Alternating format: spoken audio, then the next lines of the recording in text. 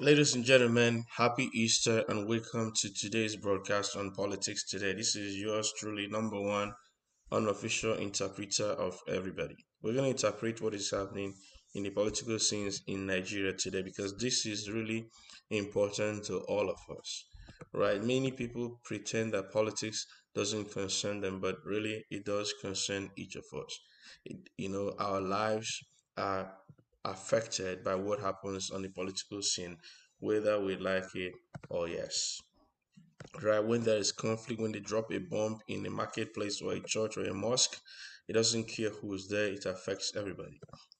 Even if it doesn't affect you directly, it could affect you indirectly. So we have to know what is happening in the political scene and to be able to react accordingly and to know how to behave and to conduct ourselves in these times. So I'm gonna go straight and look at this interview with Arise News and Professor uh, Nwaokobia. We're going to analyze some sections and also refer you to previous videos we've done on this topic, and then just come back and summarize it together. So bear with me, this is going to be a little bit lengthy, but let's just start from the first one. Let's premise this discussion. Right, Professor Wole Soyinka has challenged the vice presidential candidate of Labour Party, Dati Baba Ahmed, to a public debate, following the criticism trailing his condemnation of Baba Ahmed's recent denouncement of President-elect Bola Tinubu, the judiciary, and Nigeria's democracy. Soyinka, in the piece yesterday titled Fascism on Course, also addressed the censures he is receiving from Obidients, the supporters of Peter Obi, Labour Party's presidential candidate, declaring that the seeds of fascism in the political arena have evidently matured. Baba Ahmed had. All right, so I'm going to stop here so we can go and watch the full video on Arise News. I'll give them credit for that. So, and I won't respond to Soyinka much directly because other people have done it, eloquently so well. So, my question here is why is Soyinka challenging Dati to a debate? And that's why the cover image for us today is the debate. The debate. Why is he challenging him to a debate? Let's just understand this. Soyinka is not in this political arena in any way. He's not running for anything, not a spokesperson for any party, not a candidate for any party. Baba Ahmed, on the other hand, is the vice presidential candidate of the Labour Party. Why is Soyinka challenging him to a public debate? And I'm not going to speculate. He is the writer. He has his way with words, so he can explain why he's challenging him to a debate, right? And I've heard that many Obidients can take him on this debate, and we have some information that we can use to stand our own on this debate. But I'm just going to leave it to him. Why are you, Professor, challenging a candidate who is in court to challenge an alleged stolen mandate? Why are you inviting him to a debate? This is what will happen. If you go to that debate and you answer the way, however you answer in that debate, you'll be exposing some of your secret. In an interview, stressed. He will probe and try to get some information from you that your opponents can use, to defend themselves in court. And I was thinking they should decline this debate. I heard when Professor Nwaokobia said that that is willing to take it on. I was hesitant to say, should he? And then I was happy when I saw on Vanguard newspaper today that the Labour Party declined and said they wouldn't take on that debate. I was glad because any debate that you're having on this party and your opponent, the defendant, number one and number two, are not in that debate, you are exposing your own side, right? And if they ask you any question and you wouldn't answer it, they will also spin it that you are avoiding answering questions, even though their principal refused to attend the pre-election debate. But they're going to accuse you that you refuse to give answers. So I'm very glad. Now I'm going to read a section of this newspaper and I'm going to quote it verbatim. And when I quote it, I won't explain it because I don't want it to be my words. So just go to Vanguard newspaper and and this one was on April 8th. So go to Vanguard newspaper April 8th, that's on Saturday, and just find this section and just read for yourself. The title is Democracy. Baba Ahmed won't debate with Soyinka Labour Party. Find this article and read it for yourself. So I'm just going to find a section where they were giving reasons why they will not debate Soyinka. So it goes, and I quote, "We state therefore that the vice presidential candidate of Labour Party, Dr. Yusuf Dati Baba Ahmed, cannot take up Professor Soyinka's offer of a public debate, not out of cowardice, but for cultural and political reasons. Culturally, it's just not decent, their age and accomplishment gaps taken into account, for Dati to sit opposite the 88-year-old global icon and point out his folly to his face, even if the old man called for it. And politically, there is no basis for such a challenge in that professor is not on any of the opposite ballots." I'm just gonna allow it to sink in anyways.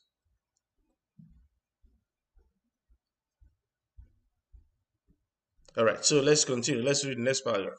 "If, however, he can use his influence to drag his preferred candidate, who resisted debates throughout the campaign, to the studio this second, that he says he is more than willing to take them on."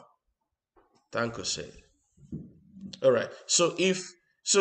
I will explain the second paragraph. I won't touch the first paragraph. I'm going to leave the first paragraph as it is, but I'm going to talk about the second paragraph. He said, "If, however, he can use his influence to drag his preferred candidates, who resisted debates throughout the campaign, to the studio this second, that he says he is more than willing to take them on." Well, I won't interpret anything there. I just emphasize by reading it again twice. So my question is, why is the prof doing this at this time? Why does it suddenly feel important to the prof to do this at this time? And I heard, allegedly, that several years ago, around 1965 or so, that a certain young man came into a studio with a gun, pointed to the head of a newscaster, and switched a tape that the newscaster was about to pronounce a candidate for winning an election. A certain young man came in with a gun, brandished a gun at a newscaster live on TV, and forced them to change what they wanted to announce. And that certain young man is no longer that young right now, but that certain then young man wouldn't allow another person to just speak up and say, if you announce somebody who didn't win that he won, you have broken the rules. You have ended democracy, because democracy is supposed to respect the will of the people. But if you subvert the will of the people, then you're no longer respecting the will of the people. I think that's just what it means by when you say you have ended democracy, which is government of the people, for the people, by the people. If you make it no longer for the people, no longer by the people, no longer for the people and of the people, then you have ended it. And that's what that is said. That one is called treason. That one, they say, take him to jail. That one, they say, call your people to order. That one, they say, you have to, curtail your people.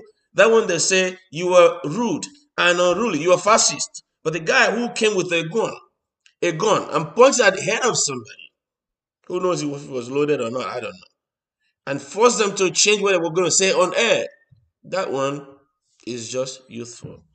I will not interpret that because of the respect I have for the prof. I will let him think about it. Maybe he'll come back and say, you know what? I've thought about it and I misspoke. Or he wouldn't say that. I don't know.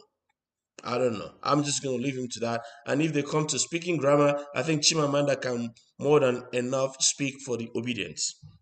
And for the rest of us, we just want truth. For me, as a person, I say this. If you know people that know me personally, I always say this.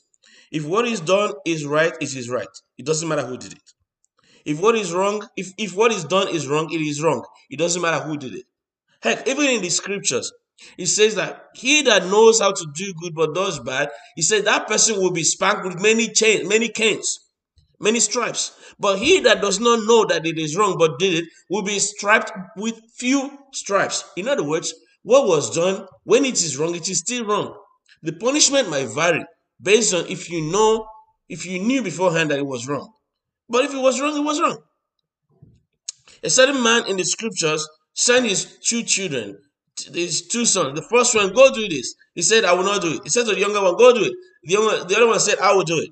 But then later, the one that said I will not do it changed his mind and did it. The one that said I would do it never did it. And he said, among them, who did right? And then the people said, the one who did what his father wanted, even though he said I will not do it. So people can still change their mind from doing the wrong thing and do the right thing. The important thing is that what was done, if it was good, it is good. If it was right, it is right. If it was bad, it is bad. If it is wrong, it is wrong.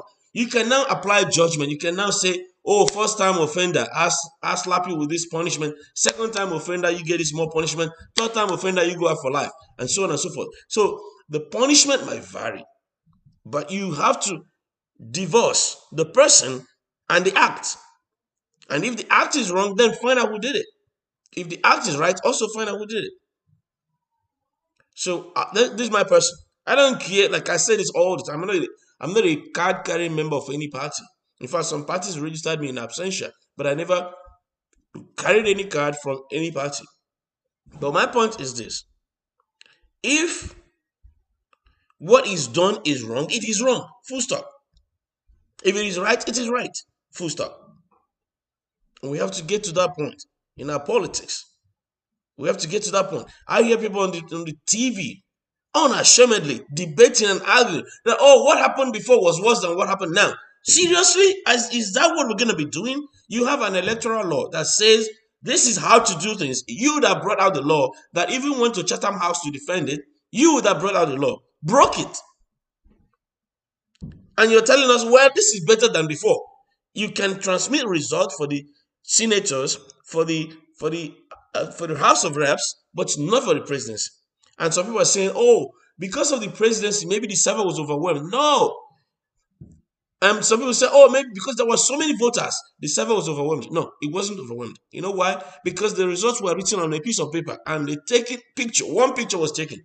Whether there were 500,000 people that voted and you write 500,000 on the paper, or there were only 5 people and you wrote 5 on the paper, that picture will just represent one picture.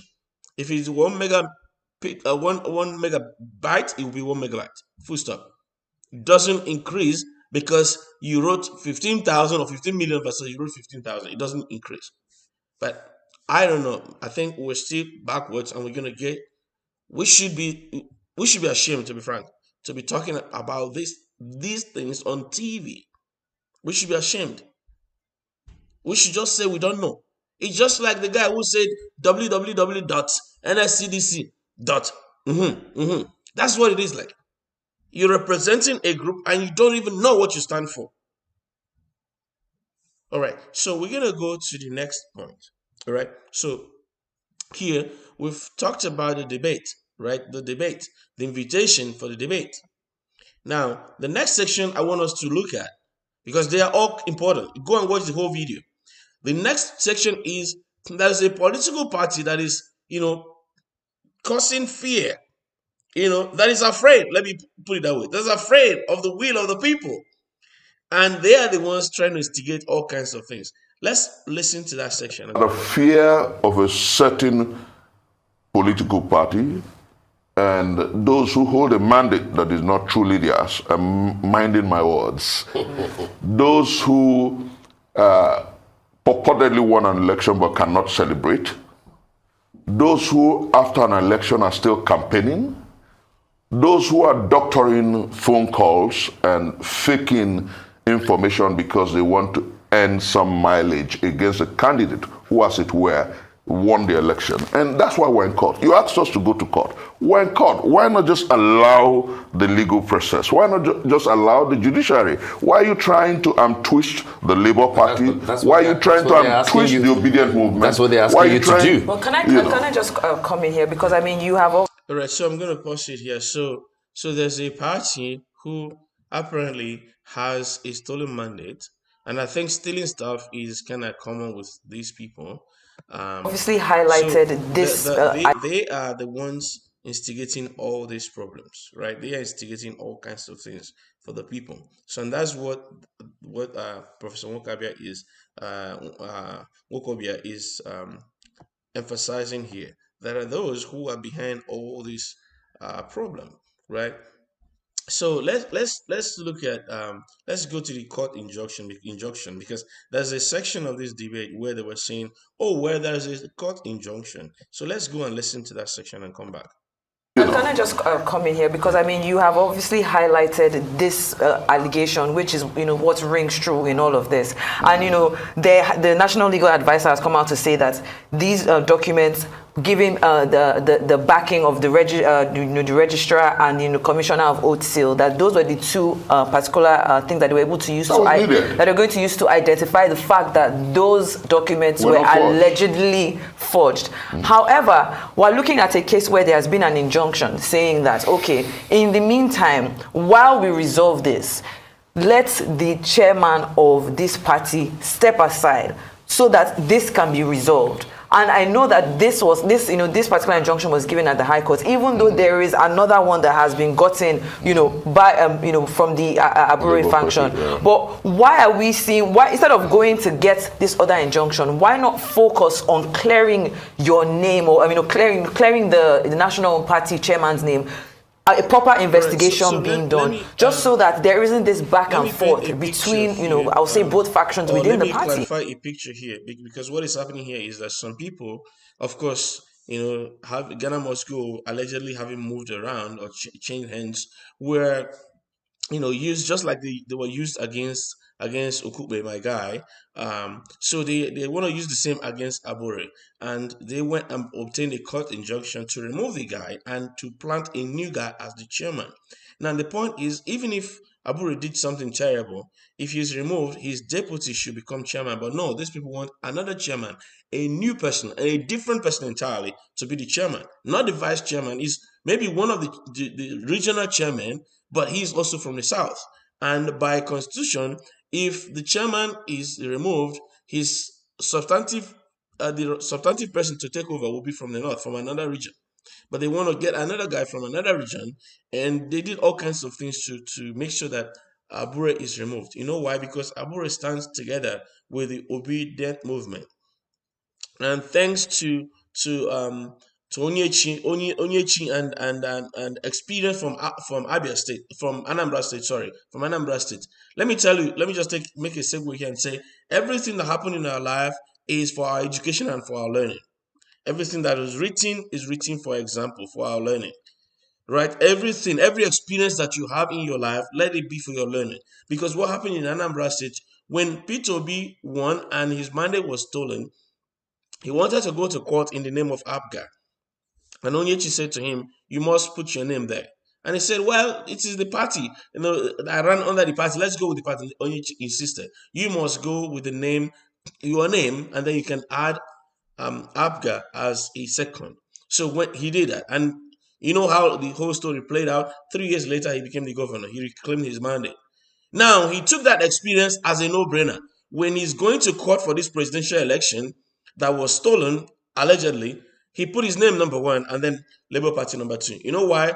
So in Anambra State, it was Peter Obi and Abga.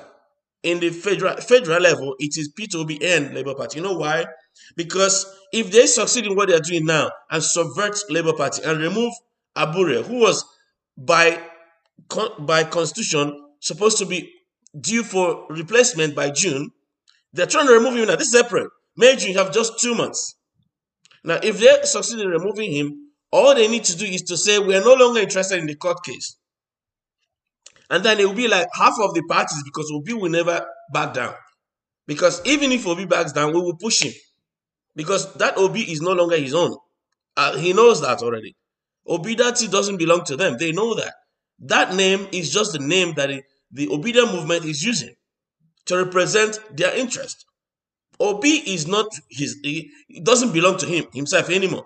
Dati does not belong. They said it clearly. They are not the ones running. It is the Nigerian youth, the Obidient movement, that is running with them. So they can't even back down. So even if they get Labour Party to back down, the Obidient movement will not back down.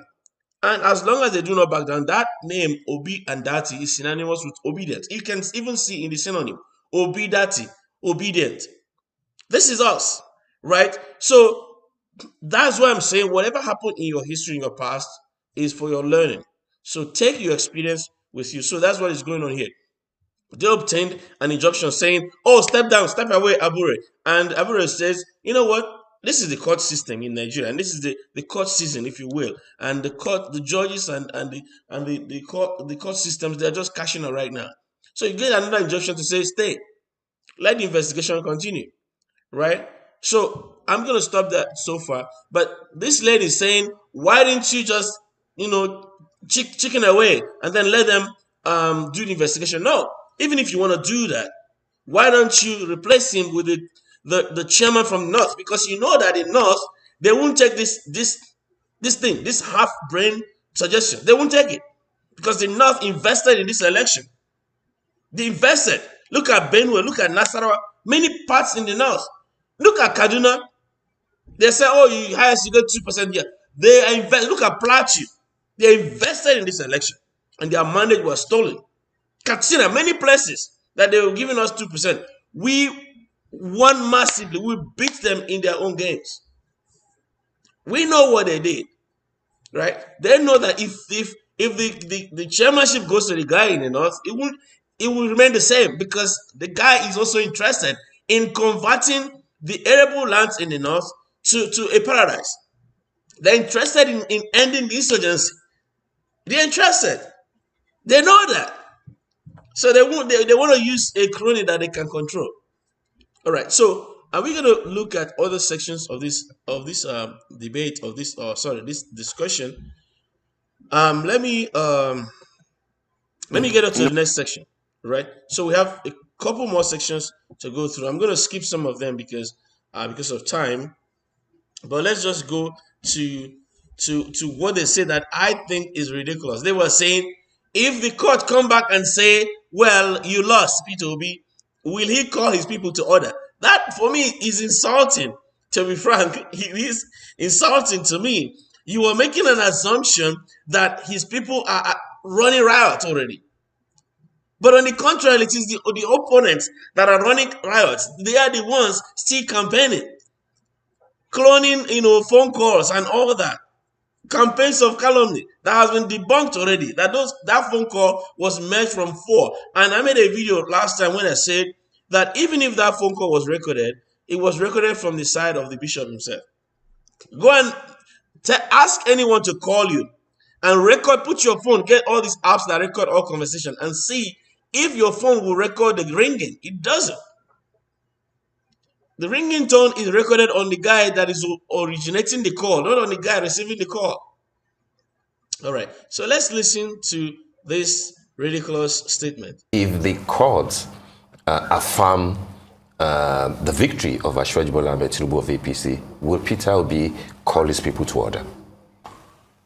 The people are not unruly. If the courts rule otherwise, definitely. Peter Obi is a law about. You saw the campaigns now. The most civil of the candidates was Peter Gregory Obi. Come on, let's give him that benefit of the doubt. He was the only one who didn't raise issues about ethnicity.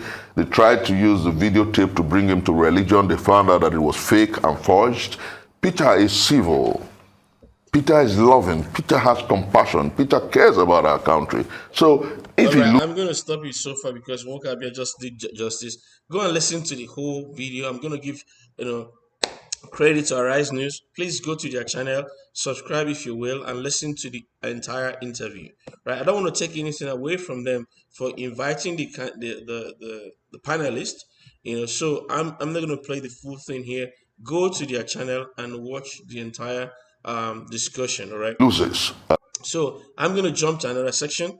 I'm just going to give you teasers and entice you to go and watch and subscribe to their channel if you will. Let's go to the next one.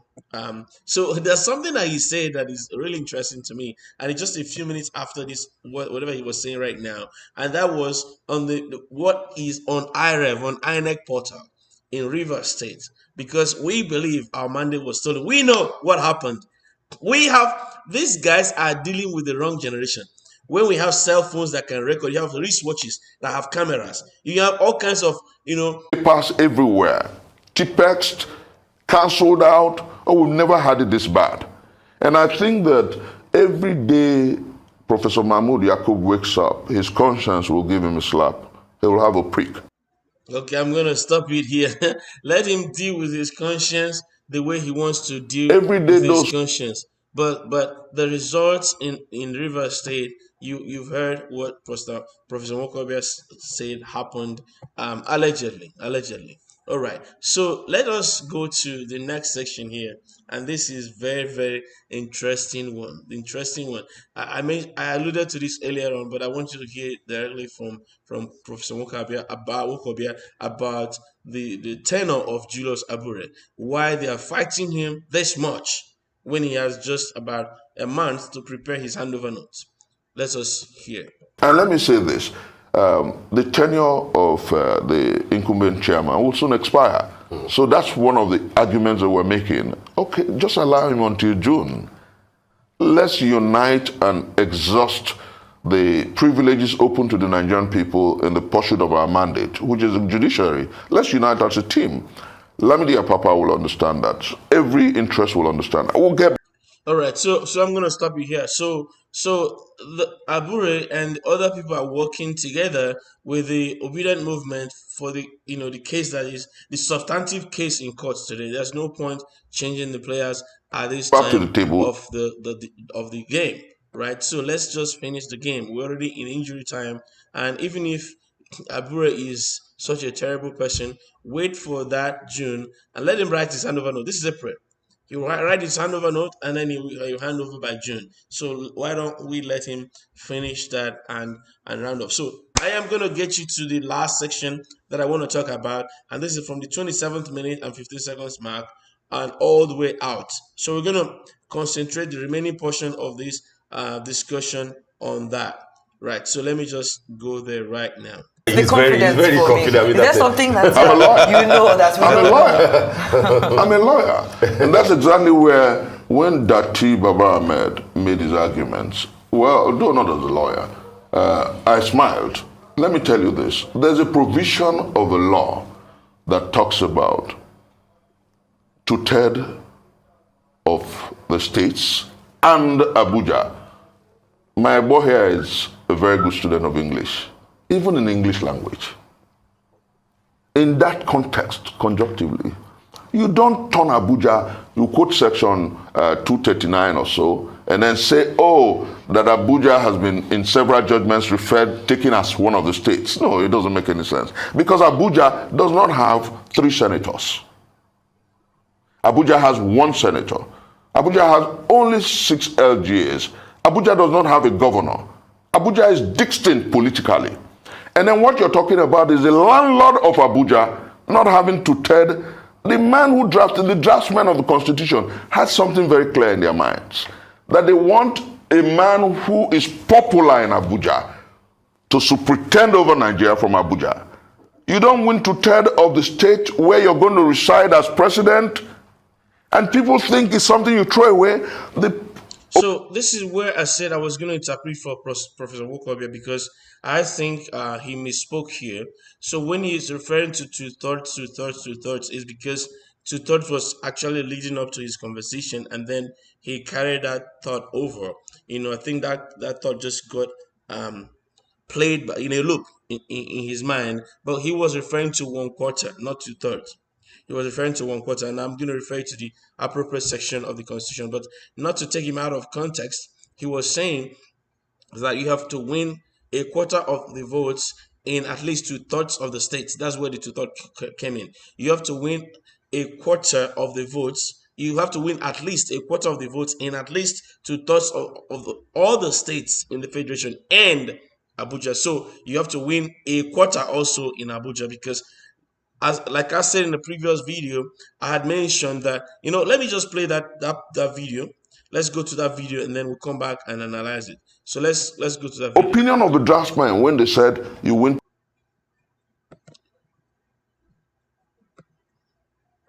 So let me find that video for us, and I think it's important that we just listen to it. So let's watch this video. He has not less than 1/4 of the votes cast in the election in each of at least, and I put this in quotes, in each of at least two-thirds of all the states of the federation, and that's where 1979 stops. But 1999, as amended, says and the Federal Capital Territory. So if you put Abuja as part of the states, let's do that. You have 37 states. Then you have to win in 25 states. You have to have 25% in 25 states in addition to having the majority of the votes. If you put it that way, the question is, why did you expressly declare Abuja in this context? Because in section 1, in section 3, sorry, we know the states. There were 36 of them, and Abuja was not part of them. So if you're interpreting this to mean that Abuja having the status of a state according to subsection 299, if you're interpreting therefore that Abuja is a state, the question is, why did you call out Abuja in 134 subsection 2 part B? Why didn't you call out Gombe? Why didn't you call out Katsina, Kano, Jigawa? Why didn't you call out Enugu, Ebonyi, Cross River? Why didn't you call out any other place? Why did you just say, and the Federal Capital Territory, Abuja? Could it be that you, being the president of the nation, or, if you will, the governor of FCT, because when you become the president, you are going to be the governor of FCT. Could it be that you, being the governor of FCT, needs to have at least a quarter of the people in the capital city in your state in support of you? All right, so I'm going to stop it here so you can go and watch that video fully. So let me just being their governor. Could it be? Because people, so this video, the Constitution of the Federal Republic of Nigeria and the election of president, the law guru.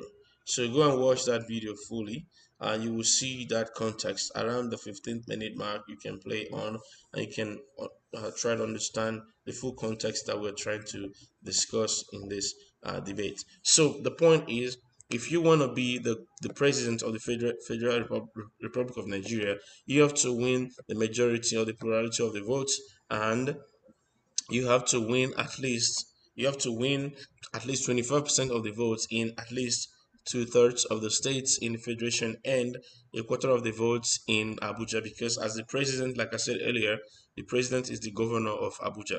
People were saying, why does it mean that people living in Abuja are superior to others? No, it just means that your state, that state has no governor, that state has no deputy governor.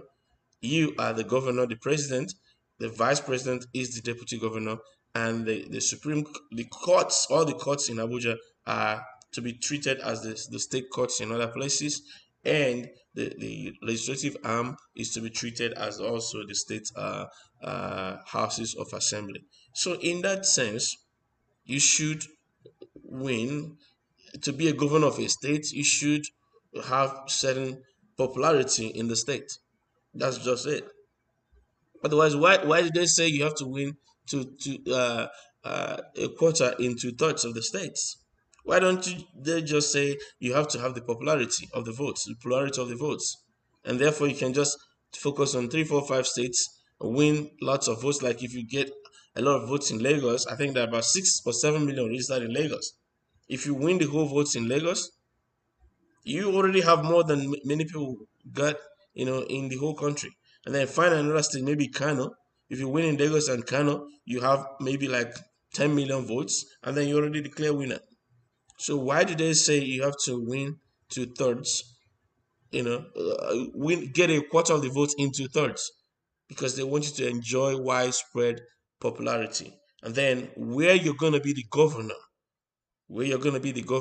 at least a quarter of the people should give you a thumbs up. And by the way, just as a maybe side discussion, side topic, to the fact that a sitting government lost in Aso Rock tells you that the people in Aso Rock are tired of the existing order. Right? Please go watch that interview with Professor Nwaokobia in Arise News, because they talked about certain interesting things about how insurgency has returned, kidnapping has returned, just because the election is over. And he asked a rhetorical question: could this be because the guys felt that the hope that they thought was coming back is stolen? The people that were hanging off their boots of crime, hoping that all the promises will come to pass. The jobs will be returned, pride will return in our country, currency will have value and be stable? Could it be that this guy saw that it's going to be more of the same and they returned to the creek, in quote? Could it be? Why can't we let the will of the people prevail? Why do you have people going around campaigning, asking to become congratulated? If you won, you should be congratulated. But if people are not congratulating you, then they didn't see that you won. They didn't see your victory as credible. And I heard them say, the panelists saying, "Oh, somebody has won." No, allegedly, you can say someone has allegedly won because the court hasn't pronounced that statement by INEC is true. And like Nwaokobia said, any morning that what's his name, Professor Yakubu wakes up, he will think twice. He will think twice. I think even if they hoodwinked him, even if they used people around him to do this and he wasn't aware, he should be asking himself question. How come, how is it that the guys that supposedly won are still campaigning, asking for congratulations? Why the guy that supposedly lost, anywhere he goes, in the motor park, in the airport, going for a funeral, going to attend a sitting governor's event, that the people are cheering and celebrating him? Why? How come? He's minding his own business, just taking a stroll. People are shouting and screaming. He's on a plane with everybody else. People, cameras, all cameras are on him. All eyes are on him. People are celebrating him, cheering for him. These are not bought crowds. How come? But the guys that supposedly won, they are busy still campaigning, still looking for dirts on him. That should touch his conscience. I don't know how his conscience works, but that should touch him. I heard a guy speak on the ordinary people's president's show in Abuja, and the guy talked about how Jega was being manipulated by the powers that be. When he won his election and the result was given to a guy, the returning certificate was given to a guy who didn't even participate in the process. I was disappointed. My heart was broken.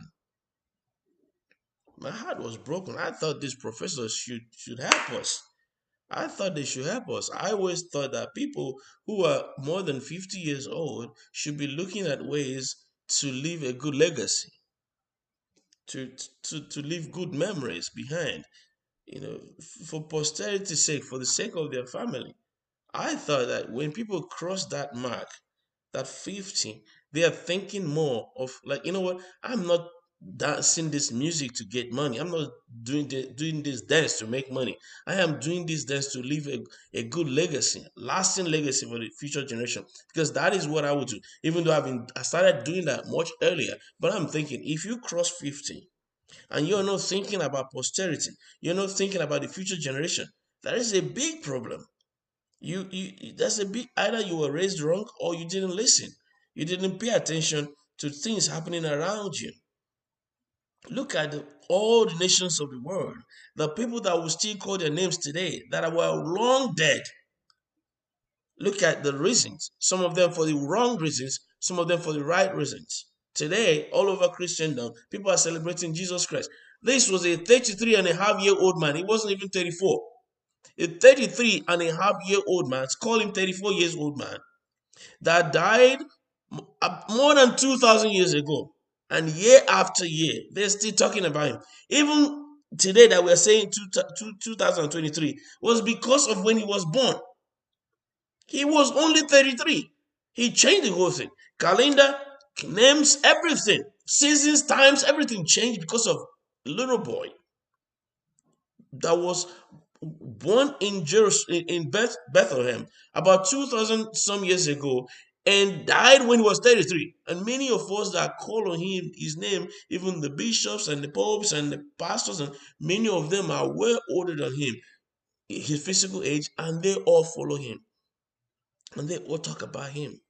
Many people, billions of people on earth, fight to identify with him, that they are Christians. Billions of people. 33 years old man, billions of people die every day to defend the association, to say I'm a Christian. They didn't even say him. They weren't even from his country. They don't even They only heard about him and had faith in him. They are willing to die for the good name that he left, for the good name, for the good works that he did. The reason people are dying, nobody's dying for Paul, nobody's dying for Peter, nobody died for John or Matthew. His contemporaries in those days, nobody's dying for them. Not even for James, his brother, or Jude, or any of them. Nobody's dying for them. Not even for Joseph, his supposed earthly father. Nobody's dying for the supposed earthly mother. But everybody will die for him, for the good name, for the good deed. For a good man, maybe some would dare to die. But for a righteous man, think about this. Think about this. When you live, good name is better than silver and gold. I like what Professor Nwaokobia said. He said, at some point, even the devil will stand up and say, I will do something good. Even the devil. I'm going to sign out by letting you listen to a few more things from Nwaokobia, and then we'll sign up. Please remember to like, subscribe, share, comment, and I'll see you in the next one. But let's listen, sign out with him. To third of the states is so that the president will be popular in the country. That's the opinion of the draftsman. And that opinion extends to Abuja. So the president will be comfortable, will be popular in the state where he resides. And Abuja is the place where he resides. So how can you say that the president who did not win two-thirds of Abuja can be the president of the Federal Republic? No, it's not true. That's what Dati was arguing. But there have been presidents who didn't win two-thirds of Abuja. No, none. Name one. None. That's the beautiful thing here. The sitting president. Who? The sitting president. The sitting president won two-thirds of Abuja. Go through records. In 2019? Yes, he won two-thirds of Abuja. He won two-thirds of Abuja. You sure about that? I'm very concretely sure. The only person who has not won two-thirds of Abuja is Bola Ahmed Tinubu. And that's the truth. So what am I trying to say? We understand the law, we know the law, and those who will interpret the law at the level of the Supreme Court understands why the draftsman said, they could have just said two-thirds of the states of the Federation. Abuja is the melting point. Abuja is where the president will reside, and so you must win two-thirds of that place. That's simple argument. But let me say clearly. Yeah, I'm just going to add here to say, even if you have to win two-thirds of all the states, like I said in the other video, and you now include Abuja in one of the states, so you have 37 states. Well, the reason they call that Abuja is that you're winning your 25% or your one quarter votes must also come from Abuja. If you're writing JAMB and they say for you to study medicine, you have to get 5 credits and English language. Guess what? You must get 5 credits and get credit in English language. You can't get 5 credits elsewhere and then go and get one, maybe Islamic language or Yoruba language or Igbo language, and you say now you have 5. No. And they didn't tell you the names of the other ones. They said you must get 5 science credits and or including English language. You must get English language, you must get credit in English language as well. But many of us didn't write our JAMs. And that's why many of the people in power didn't write JAMs. And many of the lawyers probably used Igobike or special centers to write their JAMs. And that's why when they read simple English, they won't understand it. They won't ask themselves, what is the source of this constitution that was amended? If you go back just a little bit in 1979, you saw that it ended in you must get a quarter in two-thirds. But then in 1999, it added Abuja because between 1979 and 1999, they've created Abuja. And they say that's the seat of power. And they say that seat of power has no governor. And the governor will be the president, where the deputy will be the vice president. Here, that you even have issues about the trending issue about the DEA, drug issues and all that. You have several issues, but I am not the court of law that will decide. But as a lawyer, I know that our case is watertight. And I know that the God who leads the human pilgrimage will give us victory. All right. Thank you so much for being on here, Chris Nwaokobia, convener, Country First Movement, and spokesperson. All right. So I'm going to end it there. So just let's just sign up with him and the Arise News team. Guys, please like, subscribe, share, comment. I know this video is very long, because we had to spend time to analyze all these things. Let me know what you want us to analyze next time. Right? Comment, share, subscribe. You can, make a time lapse video and send to your friends. Just let us be engaged. Like I said, this channel will continue. It's not just about the election. We're going to continue. Whoever is sworn in on May 29th becomes our president. Doesn't matter who. Doesn't matter who. I want the will of the people to prevail. But even if for any reason will of INEC prevails, it doesn't matter. We all will line up behind whoever is running, and we're going to support the person where we can support them. And when they do right, we'll come here and interpret for them. When they do wrong, we do the same. We'll come here and interpret for them. Remember, my motto is, it doesn't matter who did what. What matters is what was done. And if what was done is good, then whoever did it did what is good. If what was done was bad, then whoever did it did what was bad. If we keep it that way, sin then is no longer what you did that I consider wrong, but if it is wrong, it is wrong. Whether I'm the one that did it or you that did it. The only thing would then be, even in the law court, they will check if you have pre-knowledge of what you are doing or not. If you did it out of ignorance, you get this level of punishment. If you did it out of willful, knowledge, then you get that level of punishment. That happens everywhere. You see some people, even drug offenders, some are punished as first-time offenders, they get lesser punishment. Second-time offenders or people that willfully did something wrong get another level of punishment.